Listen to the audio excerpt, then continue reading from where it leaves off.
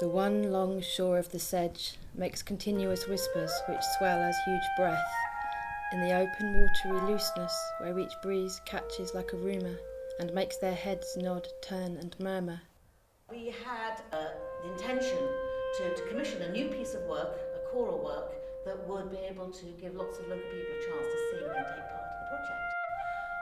We approached Karen Wimhurst to do this piece. She had this understanding of water and of that journey that rivers make through a landscape and how that changes the landscape and the flora and the fauna and the people that live and work around it. And when afield of them you could lose yourself, and when afield of them you can thatch a roof, and when afield of them a sea of angels' heads. Well, we wanted to find somebody who had a feeling for this particular area and ideally had got long-term connections with it. She has created a set of very beautiful poems that capture really the essence of much of this landscape. These little villages, shoulder to shoulder, shiver with every hint of air, fetch and carrying this week's wind, hurrying whilst going nowhere, shielding the river in dense ranks, seasoning the stop. Some of the images have a great clarity and also simplicity, so they kind of bounce off the page in a way which you know can be sung because they're simple words, but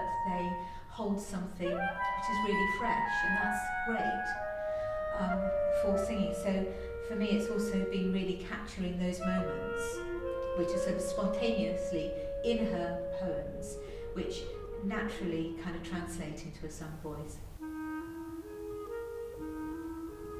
Cara and I would talk about the parameters of a choir, and I guess because we have worked together before, we're likely to know between us what's realistic in terms of the time frame and the people we're going to have to sing with and the resources we've got in terms of soloists and etc., and whether we're going to work with an instrumentalist. So we have to make all those decisions kind of in advance really, and then that informs also what's composed.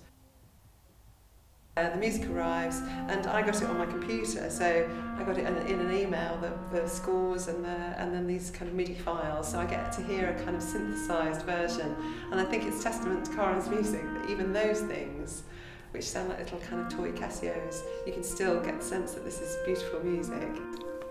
And when afield of them you could lose yourself, and when afield of them you can thatch a roof, and when afield of them a sea of angels' heads.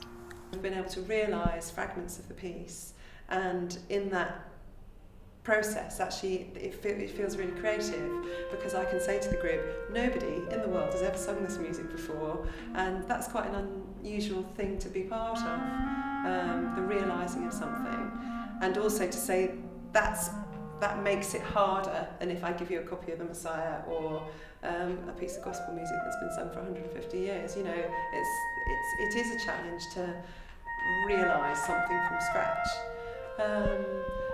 But I think it's a really good part of the process so that people do know what they're heading into. And I suppose it's my role to sort of inspire confidence and a sense of that this is possible.